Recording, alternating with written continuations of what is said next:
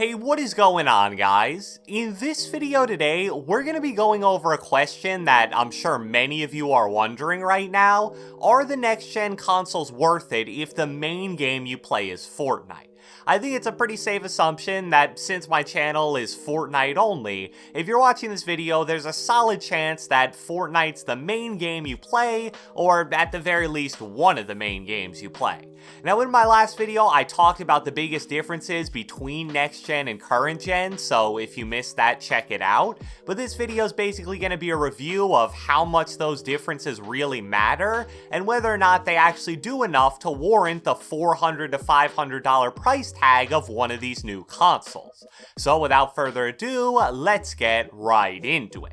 Alright, so first off, I just want to quickly recap the four main advantages of next-gen, and also kind of rate them in terms of how much they matter and how much of an advantage they really are. So the first one is the improved graphics, and I really think that this is the #1 advantage when it comes to next versus previous gen. It not only gives you an advantage because you can see everything a lot clearer, but it also just makes the game more enjoyable to play in general. I know it's just like a cartoon video game at the end of the day, so this may sound kinda silly, but certain parts of the map are actually just beautiful to look at now, which is cool. However, I want to give a bit of a warning here, and I wish I would have mentioned this in my previous video. For you to get the best graphics possible, you're gonna need to get a 4K monitor/TV. Now, that definitely isn't totally necessary by any means. The graphics still do look way better even if you just use the same monitor you used on current gen, but you are gonna miss out on a little extra if your monitor isn't fully optimized for next gen.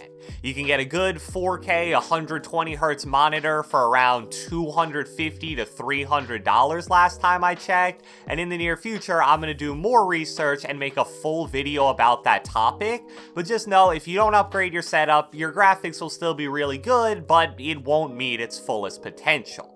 The FPS consistency improvement on next gen is also really nice. I have a feeling some people will think this is more important than the better graphics, but I personally disagree. Sure, if you play a ton of competitive, the difference between having like 45 and maybe 30 frames in endgame is definitely a massive advantage, but if you're just playing regular public matches mostly, I don't think it's really a huge selling point by any means. Sure, on the old consoles, you may have dropped down to like 50 or 45 FPS in chaotic fights, and on next gen you'll probably stay pretty solidly at 60, but those situations are definitely rare, and the drops are only for like fractions of a second. So I personally don't think the FPS consistency is a massive difference maker, but I guess it comes down to whether or not you play a lot of competitive. Also, of course, the dark horse here is if/when Fortnite makes an update that lets these consoles reach 120 FPS like many other games already have. That would obviously massively change things, and that alone may single-handedly make the $400 to $500 price tag worth it if you play a ton of Fortnite, but who knows when or if that's even gonna happen. The decreased input delay on next gen is another one I went more in depth about in my last video, but in general, I think it's a small yet noticeable positive, but again, it isn't going to make a huge difference unless you're a super hardcore player. Sure, it definitely does make the game feel a little smoother, and in theory, it should make you at least a little bit more accurate when it comes to anything involving aim, but input delay is only a couple milliseconds in the first place, so I don't think it's a massive deal by any means. And then finally, the decreased loading times. I'm still a believer that even though this isn't going to affect your in-game performance at all, it's just such a convenience that makes gaming in general so much better. I thought about this one a bit yesterday, and as I mentioned in my last video, it appears that on average, any kind of loading screen is about 4 times faster on next gen. So let's say on average, you go through 10 minutes of loading screens per day, maybe a bit on the higher side, but on the original Xbox, it honestly takes about 2 to 3 minutes to boot up the game, 30 to 45 seconds to load into each Battle Royale match, maybe 20 to 30 seconds to load in and out of creative each time. You can see how that adds up really quickly. So with that example of 10 minutes per day of loading screens on old gen, you'd save 7.5 minutes per day on next gen. May not sound all that crazy, but over the course of a year, that's 46 less hours spent on loading screens, so basically 2 entire days saved. This is obviously something that doesn't only apply to Fortnite, of course, but to me, it really is one of the main selling points of these new consoles, even though it isn't the flashiest thing in the world. So that's a good summary of how much I think each of the 4 main advantages really matter. Now let's tackle the central question of, is a next-gen console worth it if you mainly play Fortnite? And I'll be honest with you guys, as of right now, I would say that my answer would probably be no. Sure, all 4 of those improvements do make playing Fortnite a good amount more enjoyable, and to some degree they may even make you a better player, but I just don't really think what they did was enough to deliver $400 or even $500+ of value. I really believe that the only thing they could do to change my mind on that is to make it 120 FPS, and if that does happen, then I do most certainly think it would be worth it. However, the reality is, even though I'm guessing most of you guys play Fortnite as one of your main games, I'd imagine very few people only play Fortnite.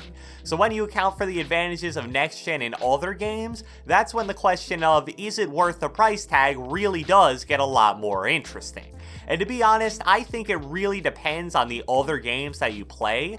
Just to throw out a few examples here, a game that I think really optimized well for next gen is the new Call of Duty Cold War. They were able to make it 120 FPS, the graphics are really stunning, and just like Fortnite, it's a lot more smooth in general. It's clear that they designed the game from the ground up with next gen directly in mind, while Fortnite obviously didn't do that because they developed their game like 5 years ago. Another solid one is 2K. 2K21 on next gen is pretty much an entirely different game compared to 2K21 on current gen, so they clearly also prioritize next gen a lot during the game design process there.